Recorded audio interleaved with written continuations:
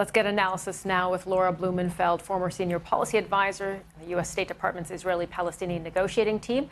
She's now a Middle East analyst at Johns Hopkins University. Laura, it's always great to see you. We have talked about the prospect of a ceasefire several times in the past. Here we are again.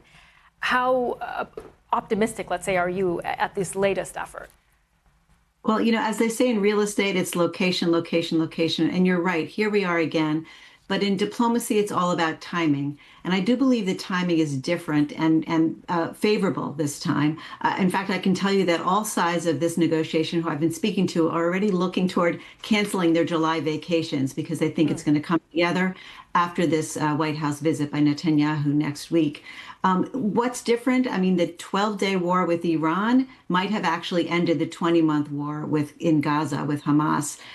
For several reasons. First of all, domestically, Netanyahu, who's always gone by the nickname Mr. Security, can finally look at his people and reclaim that title, saying that he's trying to secure or close to securing Israel after that terrible breach on October 7th of 2023.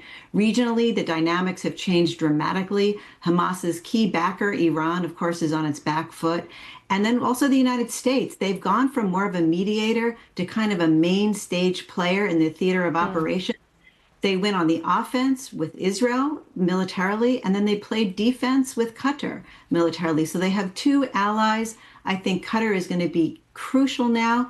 Trump is leaning on Qatar heavily with his formidable weight, and Qatar is going to maybe, hopefully, fingers crossed, push Hamas over the line, which, the last time around, Witkoff said that Hamas said yes, but, and those but conditions were unacceptable. So we're hoping this time it will be acceptable.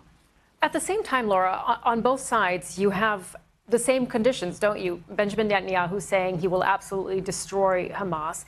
And you have Hamas saying that it wants a full withdrawal of Israeli troops and an end to all fighting. And then, of course, aid to civilians in Gaza. Where on both of those positions do you see some room to move?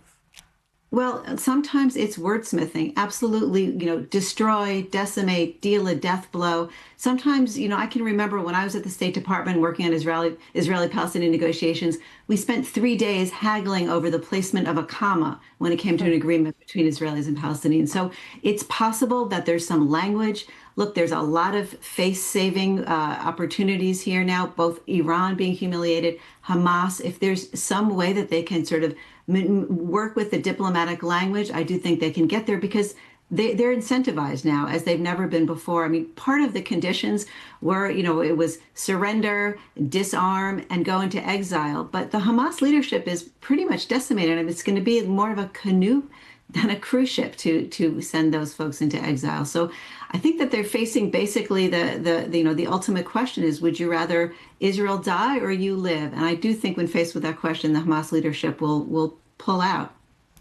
This comes, of course, as you continue to see hundreds of thousands of civilians in Gaza living in dire conditions, these deaths, shootings at aid distribution sites. Do you get the sense that President Trump and his administration are growing impatient with the Israeli prime minister as well? Absolutely. And the Israeli public is as well. Trump is responsive to optics, and he's never liked the humanitarian suffering from the very beginning. Even when President Biden was there, he talked about Netanyahu.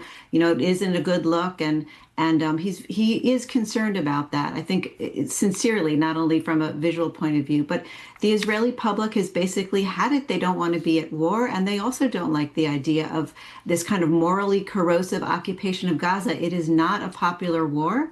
And Netanyahu finally has the opportunity to say, I won, which he has been pushing for again and again. He's ready. Trump is ready. They're meeting at the White House. My one concern, if we're looking across the region, is Iran. There are some kind of rumblings that they might be sort of gearing up for pulling out of the non-proliferation treaty, and that could spoil the victory party that Netanyahu or Trump are planning at the White House next week. Laura Blumenfeld, always great to have your analysis on. Thank you so much for joining us. Thank you.